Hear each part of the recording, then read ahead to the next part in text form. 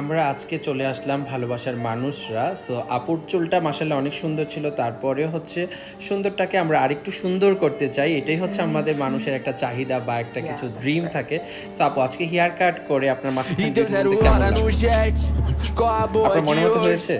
Tô com umas paniquete, যারা আপনারা hair na কাট করতে capa da চান আপনারা Vogue. চলে আসতে পারেন Dhaka Nós não se Dhanmondi 9 এর house compromete, number 55 no Masud Khan recolhe beauty de জোনে। roupa. আমার পাশে যে Só ডল viver na আপুটা আছে internet. আপুটারও কিন্তু আমরা Eu আজকে só অনেক vivo চেঞ্জ na করব। noite, দেন cê não ভিডিওতে vai. আমি অবশ্যই দেখাবো আপনাদেরকে কাট করে। আপনারা যারা হচ্ছে ধানমন্ডি এরিয়াতে আছেন আপনারা চলে আসতে পারেন ধানমন্ডি 9 এর হাউস নাম্বার 55 মাসুদ খান বিউটি জোনে। যে সকল আপুরা আপনারা আপনাদের ফেস এন্ড মুখমণ্ডলের সাথে মিল রেখে হেয়ার কাট করতে চান আমাদের এখানে আসতে পারেন। আমাদের এখানে মাত্র 500 টাকায় আপনি যে কোনো হেয়ার কাট করে নিতে পারবেন।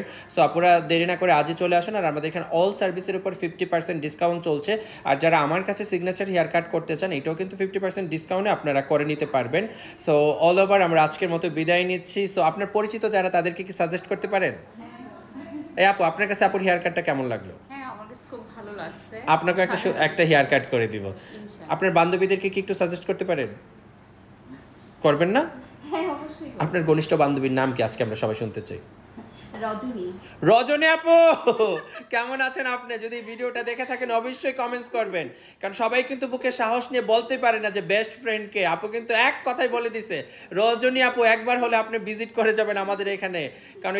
কারণ আমি বলার সাথে সাথে এটা কিন্তু প্রিপারেশন ছিল না, বলার সাথে সাথে কতটুকু আত্মবিশ্বাস নিয়ে বলছে রজনী, একদম লাভ দিয়ে উঠছে। আসলে আপনাদের বন্ধুত্বটা অনেক ঘনিষ্ঠ, যুগ যুগ যেন এই বন্ধুত্বটা থাকে। আমার কোনো ঘনিষ্ঠ বন্ধু নেই, সেজন্য লাউডলি বলতে পারি নাই। রজনী আপু আমরা আজকে মিস করতেছি অনেক অনেক। আবার দেখা হবে ইনশাল্লাহ রজনী আপুর সাথে।